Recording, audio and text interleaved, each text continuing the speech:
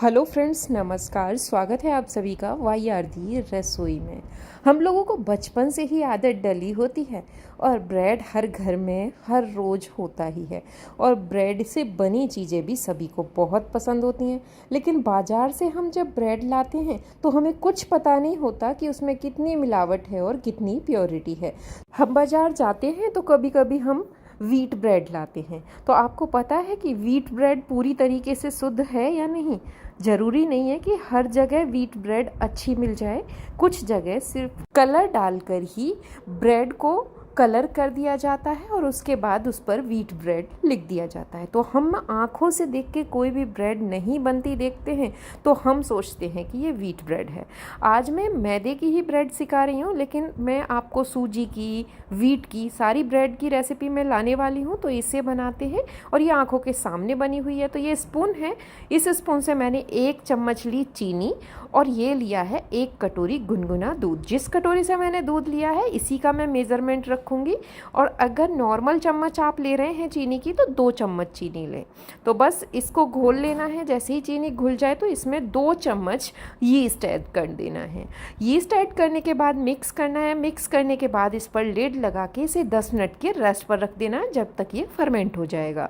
दूसरी तरफ जिस कटोरी से मैंने दूध को लिया है उसी कटोरी से मापकर मैं 3 कटोरी मैदा का प्रयोग करूंगी। और जो भी मैदा मैं लूँगी, चाहे मैंने पहले से मैदा को छान के रख रखा हो, लेकिन जब मैं इसको प्रयोग करूंगी ब्रेड के लिए तब भी मैं उस समय पर इसको छान लूँगी। तो सारी मैदा को हमें इसी तरीके से छान लेना है क्योंकि कोई भी गुठली नहीं रहनी चाहिए। बिल्कुल बढ़िया मैदा हमें यहाँ पर प्रयोग करनी है।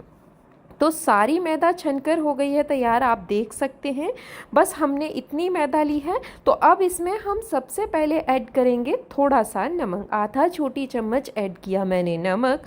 और नमक ऐड करने के बाद अब हम देखते हैं हमारा यीस्ट फर्मेंट हो गया। देखो कितना अच्छे से फर्मेंट हुआ। बस ये यीस्ट हम उसमें मैदा में ऐड कर देंगे। ऐड करने के बाद मिक्स करना है और मिक्स करने के बाद हमें क्या करना है, इसमें 2 चम्मच घी ऐड कर देना है या फिर हम घी की जगह बटर का भी प्रयोग कर सकते हैं। तो मैं यहाँ पर ये 2 छोटी चम्मच ही ली है मैंने। 2 छोटी चम्मच मैंने यहाँ पर घी ऐड कर दिया है।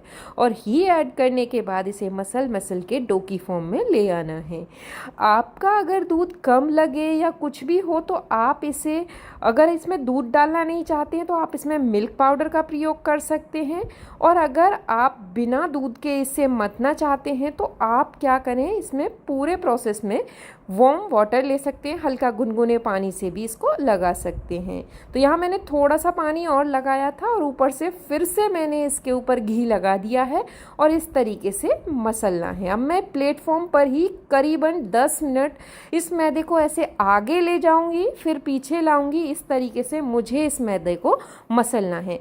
जितने अच्छे तरीके से आप इसे मसलेंगे उतनी ही अच्छी और फ्लफ़ी आपकी ब्रेड बनकर तैयार होगी। मुझे हल्का सा डो ना टाइट लग रहा था क्योंकि ब्रेड के लिए हल्का सॉफ्ट डो ही अच्छा होता है। तो मैं यहाँ पूरे घड़ी लगाकर 10 मिनट इसे थेल रही हूँ। तो आप इसके थेलने में गुंजाइश बिल्कुल ना छोड़ें, बहुत अच्छे से इसे थेलें और इस तरीके से इसका गोला बनाकर जिस बर्तन में ये हमने गूथा था मैं उसी में इसको रख रही हूँ और ऐसे दबा देना है।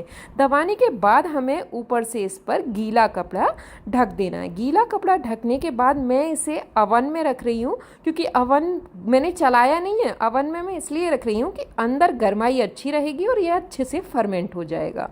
ये देखिए ये फर्मेंट हो गया है। तो अब यहाँ पर मैं सूखा मैदा ऐड करूँगी और इसमें एक मुक्का मारूंगी। ये मुक्का मारना मुझे बहुत अच्छा लगता है। बस तो इस डो को इस तरीके से थेलना है और उसके बाद थोड़ी देर इसे इस बर्तन में ही थेलने के बाद फिर से मैं इसे प्लेटफॉर्म पर ले आऊँगी। और जो डो मैंने अवन में रखा था वो मैंने करीबन 1 से 1.5 घंटे के लिए रखा था। वो मैं पहले नहीं बता पाई हूँ तो यहाँ बता रही हूँ।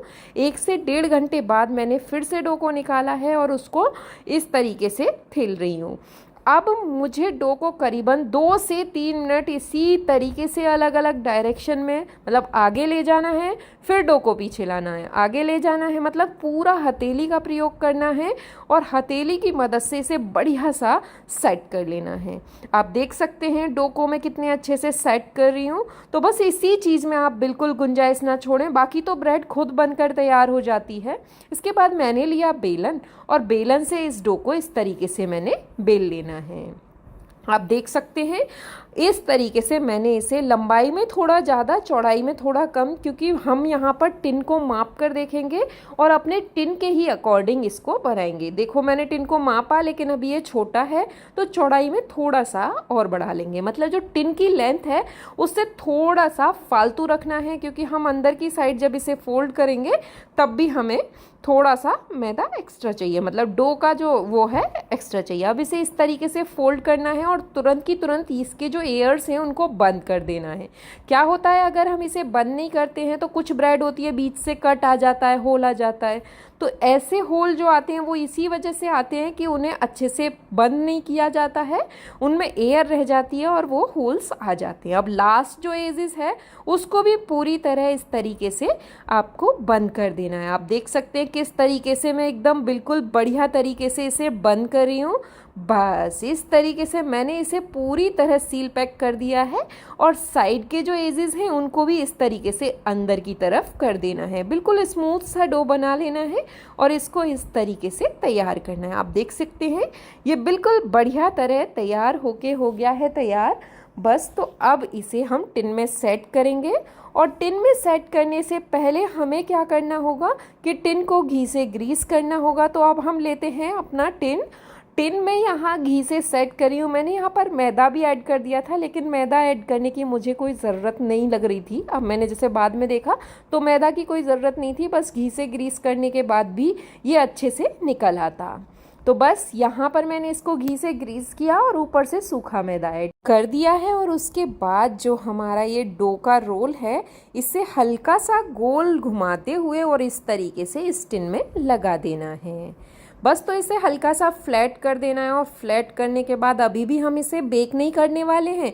ऊपर से मैं इसको घी से ग्रीस करूँगी और उसके ऊपर फिर से मैं यहाँ पर गीला कपड़ा लगाऊंगी और गीला कपड़ा लगाने के बाद अवन में मैं फिर से इसे 1 घंटे के लिए रख दूँगी और 1 घंटे बाद ये कुछ इस तरीके का आपको दिखाई देगा। अब मैं इसके ऊपर क्या करूँगी, दूध सभी के घर में होता है, दूध को हल्का सा इसके ऊपर लगा दूँगी, जिससे कि जब ये सिकेगा तो इसका कलर भी बहुत अच्छा आएगा और बहुत ही अच्छे से ये सिक कर तैयार हो जाएगा। तो अब मैंने इसको दूध लगाकर रख दिया है।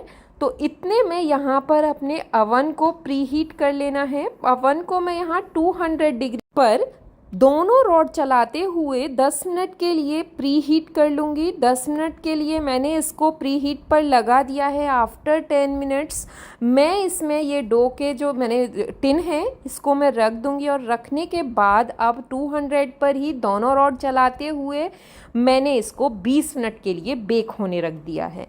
तो 20 मिनट बाद फिर से मैं इसे 180 पर लगाऊंगी और 180 पर भी मैं दोनों रॉड चलाते हुए इसे 20 मिनट के लिए ही बेक करूंगी। मतलब मैंने इसे टोटल बेक किया है 40 मिनट। 40 मिनट में ये ब्रेड एकदम बढ़िया बनकर तैयार हो गई है। अब किसी कपड़े की मदद से आप बड़ी सावधानी से इसे निकालें, क्योंकि जो अवन है बहुत ज़्यादा गर्म हो जाता है। ऊपर से जो हमारे पास बटर बचा था तो बटर को मैं ऊपर से इसके ऊपर इस तरीके से लगा दूंगी और लगाने के बाद हमें तुरंत ही इस ब्रेड को टिन से अलग कर लेना है, वरना टिन जो ब्रेड है वो हमारी बेकार होने लगेगी। आप देख सकते हैं एकदम बढ़िया तरीके से ब्रेड बनकर तैयार हो गई है। अभी भी हम इसे कट नहीं करेंगे, फिर से गीला कपड़ा लगाकर आधा घंटे के लिए रख देना है। आधे घंटे बाद एकदम परफेक्ट ये ब्रेड हो गई है, आप देख सकते हैं। बस तो अब इस समय पर मैं इस ब्रेड के स्लाइसेस को कट कर लूँगी। तो यहाँ मैं ये ब्रेड के स्लाइसेस कट कर रही हूँ और आप भी देख पा रहे हैं कि कितने ज़्यादा इसमें होल्स हैं, कितने अच्छे से ये ब्रेड बनी है। अभी मैं इसका स्पॉन्ज दिखाऊंगी, कितनी स्पॉन्जी और एकदम फ्लफ़ी ब्रेड बनकर तैयार हुई है। आप देखने में ही आपको लग रहा होगा एकदम बाजार जैसी ब्रेड है। ये ब्रेड अपनी आंखों के सामने की बनी हुई है। इस ब्रेड को आप खा सकते हैं और कोई भी परेशानी नहीं है। जैसे नॉर्मल ब्रेड आप बाज़ार से लाते हैं उतनी लाइफ इसकी भी रहती है। तो बस इससे आप एक छोटा मोटा बिजनेस भी कर सकते हैं। अपने आस पड़ोस में आप घर की बनाई हुई ब्रेड सेल कर सकते हैं। आंखों के सामने बनी हुई है, हर कोई खरीद लेगा। तो बस इसी तरीके से मैं आगे भी और ब्रेड की रेसिपी लाऊंगी, वो भी आप मेरे चैनल पर देख सकते हैं। अगर आपको ये मेरे ब्रेड वाली रेसिपी पसंद आई है तो हमारे चैनल को सब्सक्राइब, वीडियो को लाइक करना बिल्कुल ना भूलें। और हम हर रोज़ आपके लिए ऐसी ही वीडियो लाते रहेंगे। बाय बाय, टेक केयर, मिलते हैं नई रेसिपी के साथ।